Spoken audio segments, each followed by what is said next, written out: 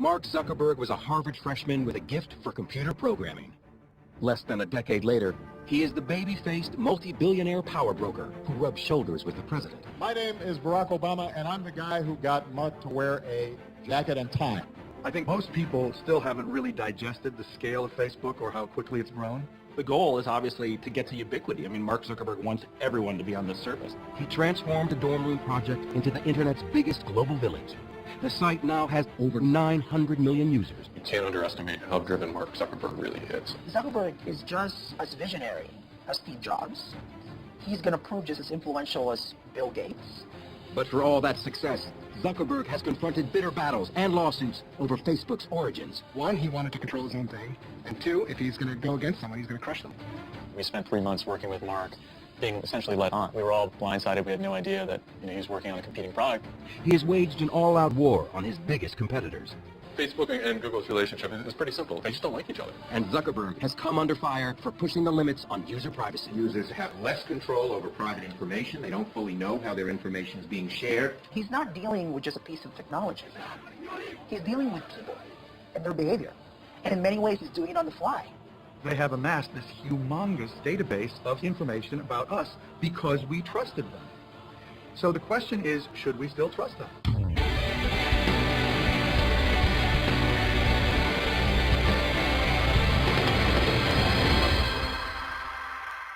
I think that the goal that we went into it with wasn't to make an online community, but sort of like a mirror for the real community that existed in real life.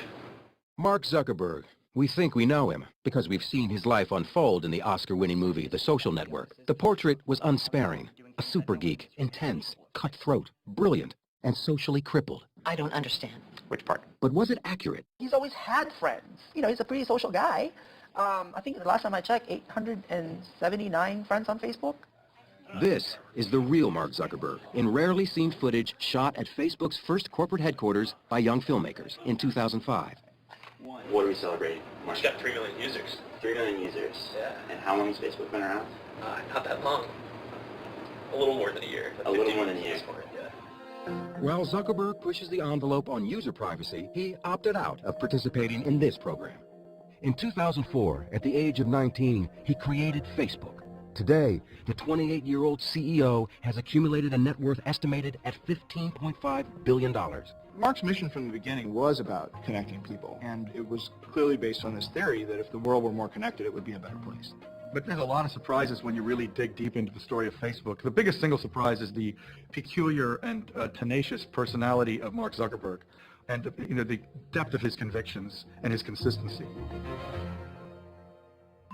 Born in 1984, he grew up in the Hudson River town of Dobbs Ferry, a bedroom community north of New York City.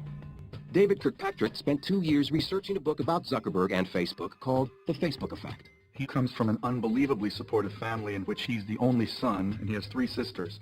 So he was kind of the prince, and in fact, I think his parents called him the prince, and he was treated accordingly. So this is a guy without any problem of self-confidence. Computer savvy from the start, Zuckerberg taught himself the complicated computer language C++, and by 9th grade had created a digital version of the board game Risk. Journalist Jose Antonio Vargas interviewed Zuckerberg for his New Yorker magazine profile. He actually created a thing called Zucknet, which is an internal instant messaging system for the family so the computers could talk to each other. I mean, that's kind of the kid he was. When he got sort of tired of his local high school, he decided to go to Exeter prep school, really because he just wanted more challenge. It was at the exclusive Exeter Academy that Zuckerberg and his friend Adam D'Angelo created a music website called Synapse. It was intended to anticipate what your preferences might be, and it was very, very popular. Even before he started Facebook, he was fending off offers from Microsoft and others to buy Synapse for well over $1 million. Like a tech world version of an all-star athlete, big-name companies wanted to recruit him right out of Exeter. Again, Zuckerberg was unimpressed and chose instead to enter Harvard in 2002, where it wasn't long before he got himself in trouble. Zuckerberg hacked into the school's computers to collect images of students. Nicholas Carlson is deputy editor at BusinessInsider.com. You can sort of tell that he's a little bit of a troublemaker. He creates something called FaceMash. It's the first year in Harvard, and it's a sort of hot or not for the Harvard community. And then it maintained an entire list of Harvard students and which ones were the most attractive, ranking them by hotness. Ellen McGirt interviewed Zuckerberg for Fast Company magazine. FaceMash worked in kind of a little bit of an icky way. It made people upset. Obviously, people felt mocked or exposed, and it was one of the first big experiences that Mark had with the privacy issues of the masses. Under pressure, Zuckerberg shut down the site. The Harvard Administration Board charged him with breaching security, violating copyrights, and violating individual privacy. But by then, FaceMash was a campus sensation. Zuckerberg had seen his future. At the same time of getting in trouble for building this mischievous web tool, he built a mischievous web tool that was really popular. I imagine that he had a couple of sleepless nights worrying about how bad this thing was going to be, and was relieved when it all blew over, but was also incredibly curious about what he could then make next. If you're a genius with genius friends sitting in a dorm room, suddenly the world looks like a big, happy, open place if you can just get into that database. At the time, the technology landscape was changing dramatically. Brad Stone is a senior writer at Bloomberg Businessweek. The internet was really a much different world back in 2004. Friendster really demonstrates that a social network needs to have technical chops. The site goes down all the time. It's unreliable. MySpace also, it's full of ads. It's very distracting. It also begins to have technical instability. At Harvard, Zuckerberg met classmate and future business partner Eduardo Saverin. Author Ben Mesrick is one of the few to have interviewed Saverin about the early days of Facebook. Eduardo met Mark Zuckerberg in an underground Jewish fraternity. The underground scene at Harvard, these were not really fun events. These were kind of strange little social settings, really bad parties, mostly all guys. And so Eduardo and Mark met in this scene, and they became friends pretty quickly because they were both kind of outsiders. FaceMash got Zuckerberg noticed by 3 insiders. Upperclassmen building a social networking site called Harvard Connection, Olympic rowers and twins Cameron and Tyler Winklevoss, with partner Divya Narendra. Harvard Connection was an idea that I'd come up with when I was a junior in college, just at the end of 2002. The team had been building the site for nearly a year. 2 of their original programmers had moved on, and they desperately needed a new partner. The 3 of us are not computer programmers by trade or practice. We did need an actual programmer to write the actual hard lines of code, and we thought Mark was that guy. The trio reached out to Zuckerberg. He was enthused, excited, and clearly his eyes were lighting up. What happened next sparked a furious battle over how Facebook was actually created. The details unfold in email exchanges between Zuckerberg and the Harvard Connection team. At first, Zuckerberg appeared eager. I read over all the stuff he sent, and it seems like it shouldn't take too long to implement. So we can talk about that after I get all the basic functionality up tomorrow night. Then, Zuckerberg began to delay the project. December 4th. Sorry I was unreachable tonight. I just got about 3 of your missed calls. I was working on a problem set. December 10th. The week has been pretty busy thus far, so I haven't gotten a chance to do much work on the site or even think about it really. Zuckerberg was stalling because he was busy working on a similar social networking site based on Harvard's student directory called the Facebook. He and Saverin partnered to fund it. Mark came to him and said, you put up $1,000 and we'll launch this site.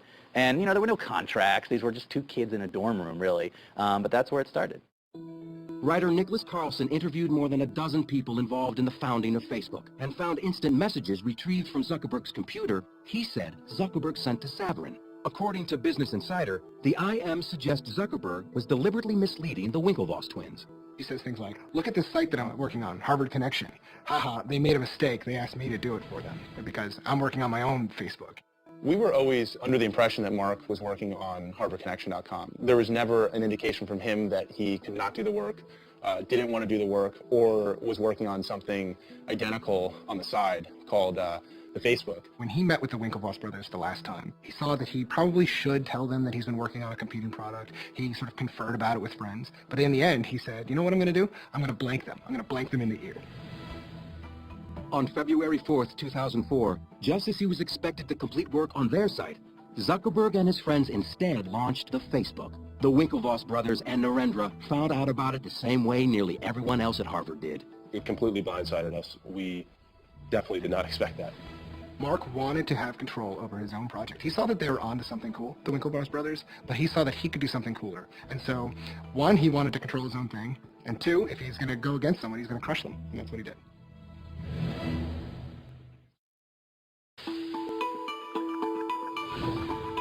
Mark Zuckerberg's new Harvard-based social networking site, the Facebook, was mired in controversy from the start. Just days after he launched it in February of 2004, the Winklevoss twins and Divya Narendra sent him a letter to cease and desist. In a nutshell, our complaint against Mark Zuckerberg is fraud, unjust enrichment, and breach of contract. Zuckerberg responded with a letter denying any wrongdoing, claiming his site was a separate venture and used none of the same code. The Winklevoss twins and Narendra would later appeal a $65 million settlement with Facebook. They lost in federal court, but that settlement could now be worth $200 million. But none of the vicious legal wrangling slowed the incredible momentum of the Facebook. At that point, my roommates were kind of like, this is pretty cool. Like, I bet this would work at other schools. So we launched it at Columbia, Yale, and Stanford. And within a couple of weeks, each of those 3 schools also had thousands of users. So we're like, all right, this is pretty sweet. Like, let's just go all out and see how many schools we can launch this at as quickly as possible. About this point in time, they started to take meetings with venture capitalists and with bigger advertisers, and this is all kind of Eduardo's doing. They got a pretty early deal with Visa, and they had a deal with American Express. They had a number of advertisers that came and went. Then record companies started getting interested, and they began to get some pretty good revenue from the music industry. Enter Sean Parker, who had his own connection to the music business. On a trip to New York, Zuckerberg and his partner, Eduardo Saverin, had dinner with the 24-year-old co-founder of Napster. The seasoned entrepreneur and a truly creative individual, an extraordinarily interesting person who had worked his way into a network in the Valley that is just to die for, particularly at that point. For Zuckerberg, Parker was a hero and a role model. Partner Saverin didn't agree. Eduardo did not think highly of Sean from the very beginning. He thought that Sean was a snake oil salesman, that they didn't need Sean, that Sean talked a big game but was living out of a duffel bag and had been kicked out of 2 companies. In the summer of 2004, with Saverin remaining on the East Coast, Zuckerberg left Harvard. We came out to Palo Alto for the summer just to hang out because Palo Alto is kind of this mythical place where all the startups come from, and got ready to launch at another 150 schools when the year started. One of the things that Mark did that was very smart by going to Palo Alto was to actually enter the petri dish of entrepreneurialism, particularly for new technologies. Zuckerberg and his friends moved into a large frame house with a swimming pool, and he reconnected with Sean Parker, who later became Zuckerberg's roommate. He was the adult supervision. He's the guy who showed them how things are done in Silicon Valley. He's the one who showed them how to meet investors, how to negotiate with them, who to hire. Mark has told me stories of just all of the guys coding late at night around dining room tables and eating chicken McNuggets and cereal. And there's partying going on. Sean Parker is bringing them around to the different kind of cool Silicon Valley hotspots. And meanwhile, the website is growing astronomically fast. I mean, there's a 1 million member party by December of that year. During this time, Parker gave Zuckerberg some shrewd advice he took to heart. He sort of looked at him and said, you need to be the founder of this thing, and you need to be the CEO forever. You can't turn this over to investors. And Mark is able to negotiate a series of increasingly important investment deals that do 2 things. 1, allow him enough operating cash to hire some of the smartest engineers in the business, and 2, help him retain majority control in the company. But tensions began to grow with Zuckerberg's original partner, Eduardo Saverin, who remained on the East Coast. Eduardo felt that, he was the business head of the company and he was no longer being treated that way. Mark and Sean were taking meetings all over California. They were meeting with venture capitalists, and they were kind of ignoring Eduardo. He retaliated. Eduardo froze the bank accounts to try and get Mark's attention, and Mark and Sean began to sort of figure out a way to build the company without Eduardo. Zuckerberg responded and froze Saverin out. Eduardo was removed from the company masthead, and he essentially became a non-entity. He became a non-person. He was thrown out, and he became very upset.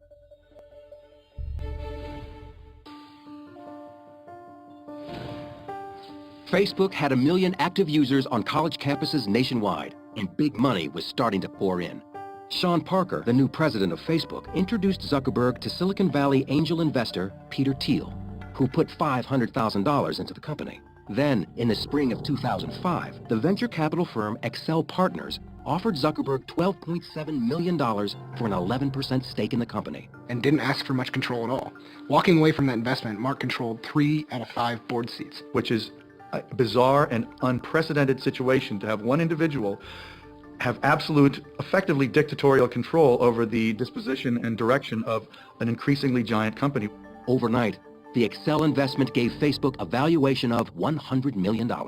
As Facebook's public profile grew, so did Zuckerberg's control. This time, Sean Parker was edged out.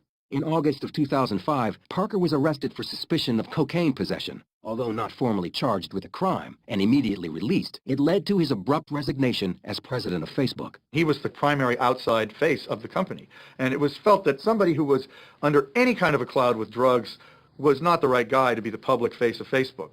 So Mark reluctantly agreed that he ought to leave.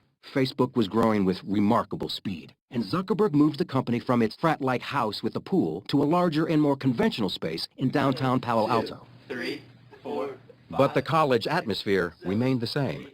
One of the things that I do focus on at Facebook is making sure that the culture is very friendly, and that people hang out. In terms of managing this whole process, nothing. Like I have no idea what I'm doing, Even their employee interviews were different. Chris Kelly was brought on in the new position of Chief Privacy Officer to deal with Facebook's increasingly contentious privacy issues, at a time when the entire company numbered only a couple dozen employees. The first time I met Mark, we climbed out on the roof, out through the window, and did our interview on the roof of what was then a World Wraps. And it was clear he was young, but he had a very sophisticated understanding of what had happened so far and where he wanted to take the company. Determined to keep Facebook's unusual creative culture alive, all-night hackathons were one way to do it. We have these hackathons at the company, right, where basically everyone gets together and just hacks on something and builds something all night long. And the only rule is that you aren't allowed to work on at a hackathon what you work on the rest of the time. So people work on crazy stuff. Hackathons were some of the most kind of creative focus that you could ever imagine in a company. Imagining these incredibly talented engineers coming together for a night and saying, we're going to stay up all night and we're just going to program. And we're going to pick a project and we're going to get it done that night. It's like, great, make it, we'll prototype it, and there'll be a prototype war and see who wins.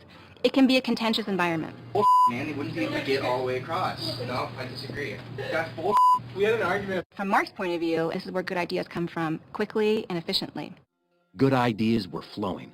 Zuckerberg then made a change that would give Facebook a sudden and dramatic boost, allowing people to identify or tag themselves and their friends in photographs. That was a huge, huge change that led to massive new use of Facebook, and photos became very rapidly by far the most used part of Facebook and became the single biggest driver of its growth. That growth continued in one direction, up. According to Facebook's internal tracking, its user base had shot to 5.5 million users in less than 2 years, and media giants were banging on the door. In 2006, Yahoo baited the 22-year-old Zuckerberg with an extraordinary offer, a buyout for $1 billion. Even more extraordinary, Zuckerberg turned them down. Now, if you are a parent of someone about Mark's age, you're looking at the Yahoo decision and thinking, why did you not take that money? It's never been about money. If it was, it would have just sold out. We just felt that doing that and going down that path would not help us build Facebook out to what we thought it could be.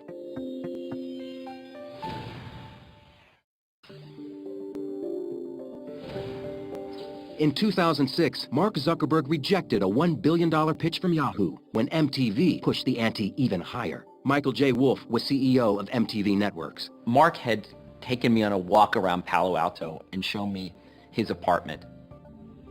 And afterwards, we sat down for lunch, and I told him we'd be willing to pay as much as $1.5 billion to buy Facebook outright. His answer was, I think it's worth a lot more. And besides, you've seen my apartment. I don't really need that kind of money. And at the same time, I may never have an idea as good as this one. So I'm not that interested in selling. There was internal strife around it, no question. There were a lot of people who wanted to sell. Ultimately, Mark decided to turn down the offers.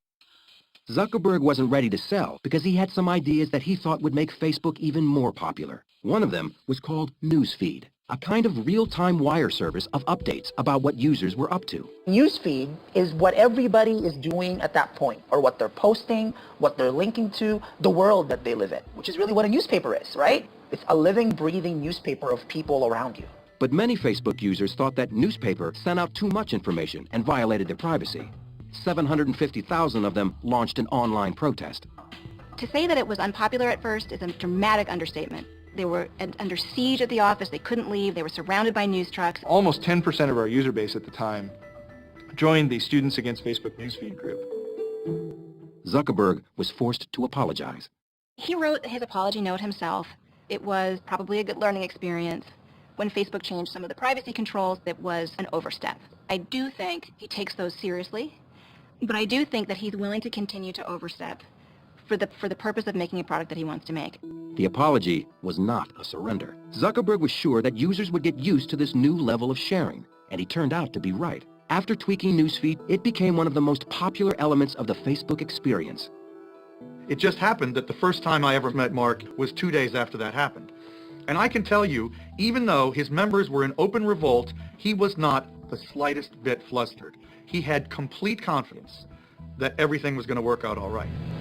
Zuckerberg decided it was time to take Facebook beyond its college roots and introduce it to the general public. The response was stunning. Membership doubled, shooting up to 12 million by 2006. Zuckerberg radically altered the Facebook experience again, when for the first time the 23-year-old CEO invited programmers from around the world to develop apps for Facebook. It was another turning point, expanding Facebook from an insular world of information to a platform. And it was like the gold rush. You open up this wonderful platform and in comes every kind of developer with every kind of idea, from video sharing to games to things that blinked to things that turned into, ballerinos and hippos and just every kind of fun, wonderful thing. The platform companies or the operating system companies always do the best. I mean, think of Microsoft. It had this ubiquitous Windows platform, and all these other companies wrote programs for Windows. Facebook's really trying to create itself in that model. And in 2007, Microsoft itself entered the picture, this time with a deal Zuckerberg couldn't turn down. And for the first time, the world got a glimpse of what Facebook may really be worth. By the time people were finally getting used to the idea that anyone would pay $1 billion for Facebook, Microsoft comes along and pays $250 million for 1.6% of the company. It was outrageous. It valued the company at $15 billion. This took Facebook from a thing that a lot of people used to a thing that everyone was talking about, the $15 billion company. But for a $15 billion company, Facebook was only making a meager $30 million in profits. To remedy that, Zuckerberg announced a sweeping new advertising system in the fall of 2007. One part of it let companies set up their own Facebook pages and advertise using social ads. Lou Kerner covers social media and owns shares in Facebook. Social ads on Facebook are ads where they would say that your friends Meg and Ryan like Virgin America. And it turns out, not surprisingly, that when you see that your friends like a product, you're more likely to click on that ad. So social ads have been very successful on Facebook virtually from the beginning. But another part of Facebook's new advertising plan, Beacon, gave users far more than they wanted, and they let Zuckerberg know about it.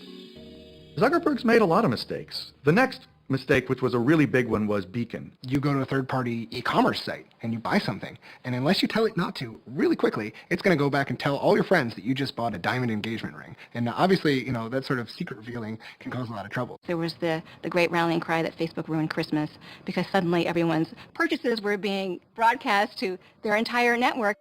Zuckerberg really tried to defend it for a while. It took him a while to realize how wrong it was. On December 5th, 2007, Zuckerberg made another apology. He had overreached yet again.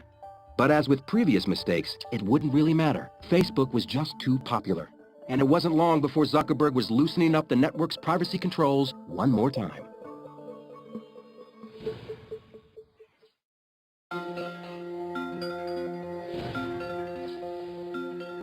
More than 4 years after co-founding Facebook, Zuckerberg still seemed uneasy in the public spotlight. What's your next thing you're going to do? Get bought? No. None of these rumors are true, right? No, this is making me feel very uncomfortable. All right. By 2009, rumors were indeed swirling that Facebook would go public. Instead, Zuckerberg took money from a new investor. Yuri Milner, CEO of the Russian internet investment firm Digital Sky Technologies, offered a $200 million deal for just 1.9% of the company. Deals of that size are kind of never easy. There's a lot of back and forth. This deal was about the vision that we shared, how big this company can get. Everything else was sort of secondary. Milner's investment allowed Facebook to continue to expand, and it kept the development of the company firmly in the hands of its founder. Zuckerberg knew that pushing Facebook advertising even further was the key to continued growth. For years, Zuckerberg believed that Facebook was in a unique position. Today, even with the most advanced advertising systems that exist, they only have estimates of what someone's gender might be, or what someone's age might be, or what they might be interested in. But on Facebook, we know exactly what gender someone is, and exactly how old they are, and exactly what they're interested in. Jeremy Smith is Chief Strategy Officer for Second Market, a company that brokers shares in privately held companies which cannot yet be traded on the public market. What makes Facebook so desirable from the perspective of advertisers is that they are able to accumulate information on their users like nobody else. The funny thing is the users don't really view it as data. It's themselves. It's their information. It's their lives that they're putting on there. But as far as advertisers are concerned, it is the holy grail of data. Pushing the boundaries of that holy grail of data was about to get Zuckerberg in trouble again. In December 2009, he revamped the privacy settings for Facebook's then 350 million users. Unless users individually restored their settings, previously private information was now available to everyone on the internet. Many people just sort of took that default and somewhat inadvertently allowed a lot of their information to become public. And many privacy advocates believe that they didn't explain that or disclose it sufficiently. A firestorm of complaints from users and consumer groups forced Zuckerberg to backtrack again, sparking concerns in Congress. We are here today to urge Facebook's creator and CEO, Mark Zuckerberg, to revisit this new policy as soon as possible. We believe Facebook should reverse its policy to begin exploring guidelines so users know upfront what's happening. Adding fuel to the fire was the surfacing of still more instant messages. Business Insider published messages they said showed a friend asking then college-aged Zuckerberg why people shared their emails with him.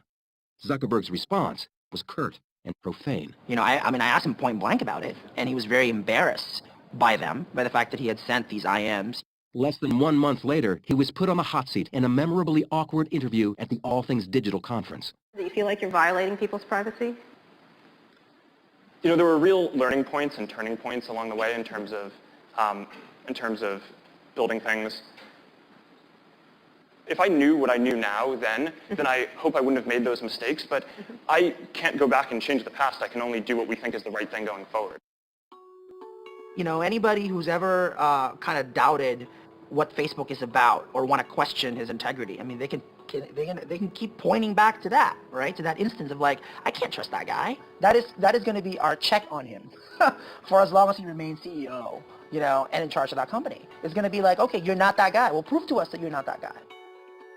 Chris Hufnagel, the director of privacy programs at the University of California, Berkeley, believes Mark Zuckerberg purposefully pushes the envelope on privacy.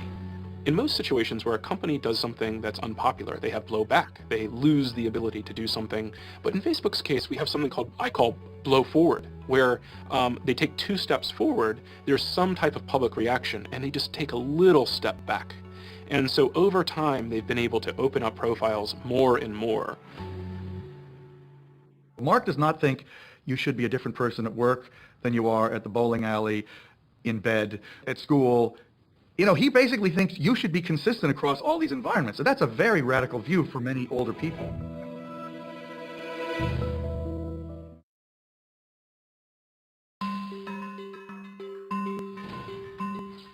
By the time Mark Zuckerberg turned 25 in 2009, he had accumulated so much notoriety, wealth, and power that author Ben Mesrick had written a book about him and the founding of Facebook.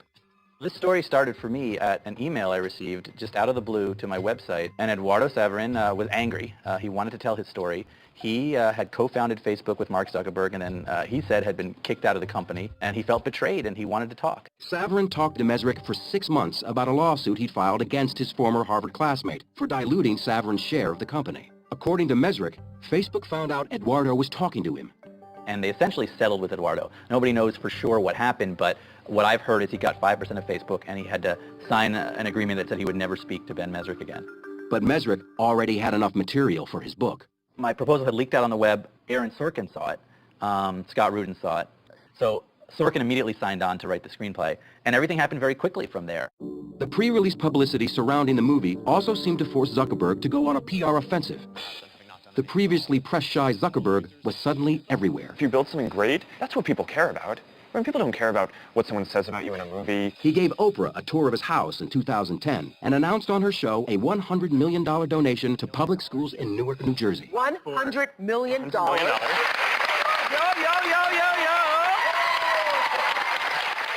100 million. The social network opened in wide release on October 1st, 2010. People want to go on the internet and check out their friends, so why not build a website that offers that? Friends, pictures, profiles. I'm talking about taking the entire social experience of college and putting it online. Zuckerberg complained about his on-screen portrait as a ruthless, socially challenged power geek with no friends. He said there were factual errors in the script. They frame it as if the whole reason for making Facebook and building something was because I wanted to get girls or wanted to get into some kind of social institution. And I mean, the reality for people who know me is I've actually been dating the same girl since before I started Facebook. They just can't wrap their head around the idea that someone might build something because they like building things.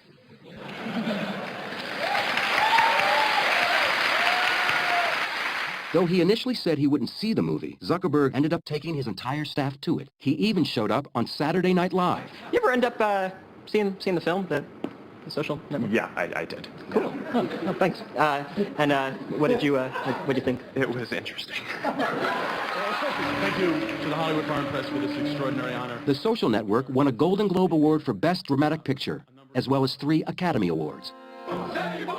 First Tunisia, now Egypt. What's next?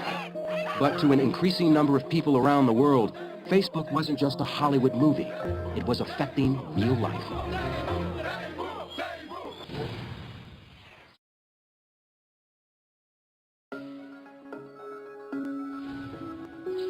In late 2010, demonstrators started taking to the streets in Tunisia and later in Egypt to protest their repressive governments. By this time, more than 70% of Facebook's 500 million plus users lived outside the United States.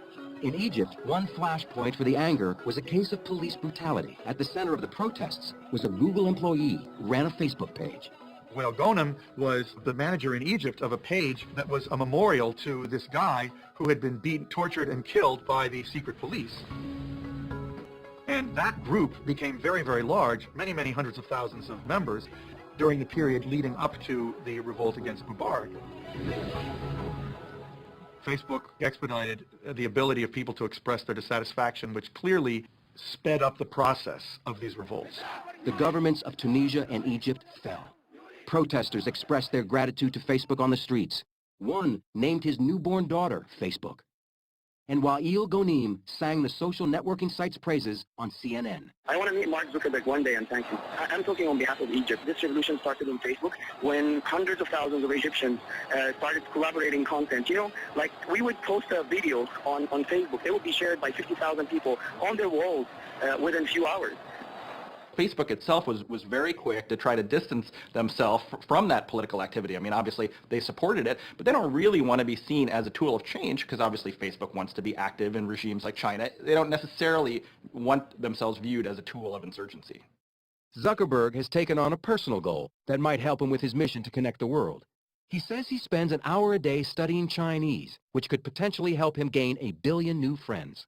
It's the fastest growing and the biggest internet market in the world. There are hundreds of millions of users, and his mission is incomplete if he's not in China. Mark Zuckerberg's power had never been greater, and once again, speculation grew that he would take his company public. Despite enormous pressure, Zuckerberg has been hesitant to pull the trigger and cash in. 100 years, 200 years from now, what's going to be more important? The money, right? Or the fact that he has had this kind of impact? Or the fact that he's, executed and developed and helped evolve this thing that is more than just a technology site and it's more than just a website. And so I think that's why it's never been about money and it's never been about status. When companies go public, it's a tremendous strain on the management. And in fact, on top of all of that, when you go public, you open yourself up to even greater government scrutiny. Aware of that scrutiny, Facebook has amped up their presence in Washington with a team that includes several former White House aides and influential Capitol Hill insiders. Political official after political official will tell you, if you are absent from the debate, you're likely to be the person who kind of gets cut out. And so presence in that debate, particularly when Google and Yahoo and Microsoft and a number of other very large players are spending a lot on lobbying, is a mistake. Today, several Facebook founders, including Mark's friends and classmates, have left the company to start new ventures on their own. They've been dubbed the Facebook Mafia. But much of Silicon Valley talent is on their way in. Top programmers are leaving companies like Google to be a part of Zuckerberg's momentum. And Facebook and Google, the two internet behemoths, are competing in other ways. Ryan Singal is a staff writer for Wired magazine. Facebook and Google's relationship is pretty simple. They just don't like each other. They're really, I mean, they're competing cultures. Facebook was sort of young, brash, wild, and Google is like, an algorithm company. Like, these are guys that, like, any problem, there's got to be a way that they can write a little algorithm that'll fix it. It's clear that Google missed the rise of social, and Eric Schmidt has admitted to being flat-footed around Facebook and around social. They've tried a number of things, most spectacularly the Buzz social network. That just hasn't worked. Then, in May of 2011, Facebook was embarrassed when it was revealed that they had launched a secret attack on Google. Facebook is doing damage control after revelations it hired a PR firm to plant negative stories about Google. Facebook claimed publicly it was not a smear campaign, but the exchange revealed just how vicious the competition has become. The whole Burson Marsteller flap was really just an in-your-face expression of the animosity that has sprung up not only between these two companies, but almost the personal Shakespearean drama that's playing out between Google and between Facebook, which frankly has a lot of former Google execs who would like nothing more than to supplant their former company. You can't underestimate how driven Mark Zuckerberg really is. He says his mission is to make the world more open and a better place. His mission is also to be number one, right? He wants to be, inscribed on granite above Bill Gates, I think. He is well on his way. Like Gates, another Harvard dropout, Zuckerberg is a fierce competitor. He moved quickly to vanquish rivals Google and Twitter with a stunning acquisition in April 2012. Instagram is off the market in an instant. Facebook likes the photo sharing app so much it's paying $1 billion for it in cash and shares ahead of its IPO. But the app is free and has little known revenue. Still, Facebook may need Instagram more than Instagram needs the money. Instagram has become a photo-sharing competitor and a social network all its own. It was considered a radical and defensive move. Facebook cannot take any chance that any other social network oriented toward photos could really get traction that would compare to theirs. And I think, so there's a preemptive quality to this. Also, I think almost certainly Google was interested and probably maybe forced Facebook to act now. 1 month later, Facebook finally went public in the largest IPO on record for an internet company, making Mark Zuckerberg a multi-billionaire. This is an awesome moment. The CEO in hoodie and sneakers retained tight control of his company with 57% of shareholder voting rights. Facebook has literally changed the world. We've moved from the country to the village to the town to Facebook. It's just getting started, too. I think it's just going to get bigger and bigger and bigger. For a site that's able to move from the dorm room to a site where, my 80-year-old mother and myself and my chiropractor and my third grade class all reunites on the site and we all have something to talk about, it's an achievement. Zuckerberg is just as visionary as Steve Jobs. He's going to prove just as influential as Bill Gates, but he's not dealing with a piece of gadget. He's not dealing with some program. He's dealing with our lives. He's dealing with our identities. So that's why I think we're all going to have to kind of keep him in check, in a way. We make decisions at Facebook not optimizing for, what is going to happen in the next year, but what's going to set us up to really be in this world where every product experience that you have is social, and that's all powered by Facebook.